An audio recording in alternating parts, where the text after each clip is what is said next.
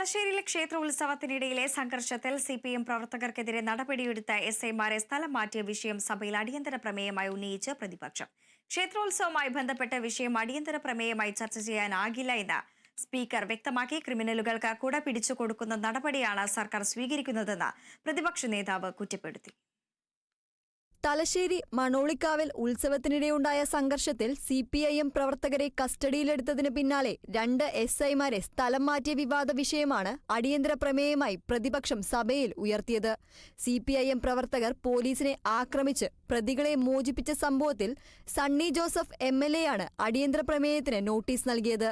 എന്നാൽ ക്ഷേത്രോത്സവവുമായി ബന്ധപ്പെട്ട ഈ വിഷയം അടിയന്തര പ്രമേയമായി ചർച്ച ചെയ്യാൻ ആകില്ല എന്ന നിലപാട് സ്വീകരിച്ച സ്പീക്കർ നോട്ടീസിന് അനുമതി നിഷേധിക്കുകയായിരുന്നു. ഓർഡർ. ഇന്ന് ചട്ടം 50 പ്രകാരം ലഭിച്ച നോട്ടീസ് ഒരു ക്ഷേത്രോത്സവത്തോട് സംബന്ധിച്ചുണ്ടായ സംഘർഷത്തെ സംബന്ധിച്ചതാണ്.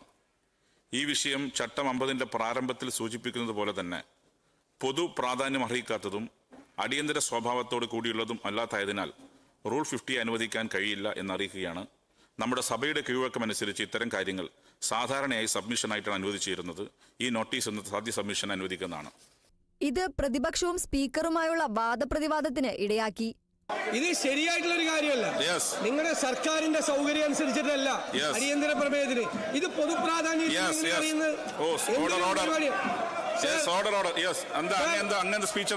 സാർ, ഇതൊരു ശരിയായ നടപടിയല്ല.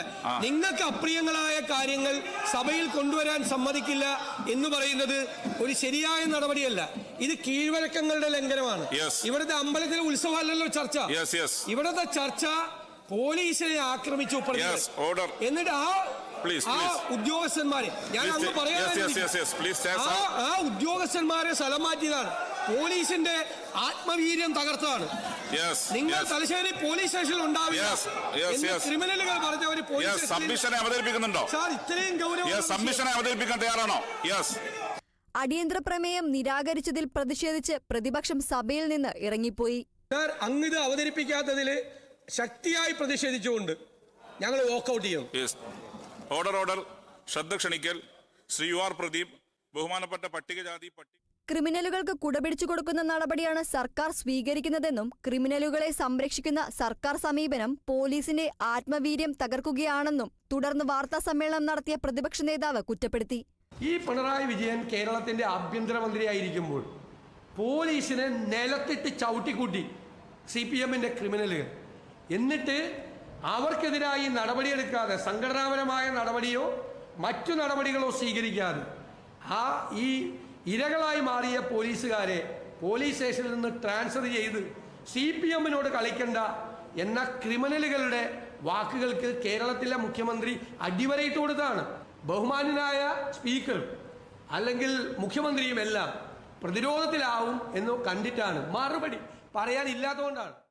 അടിയന്തര പ്രമേയം നിഷേധിച്ചെങ്കിലും സഭയിൽ മറ്റ് ചർച്ചാവേളയിൽ ഈ വിഷയം സജീവമായി ഉയർത്തുമെന്നും പ്രതിപക്ഷം അറിയിച്ചു. Kerala vision news, Thiruvananthapuram.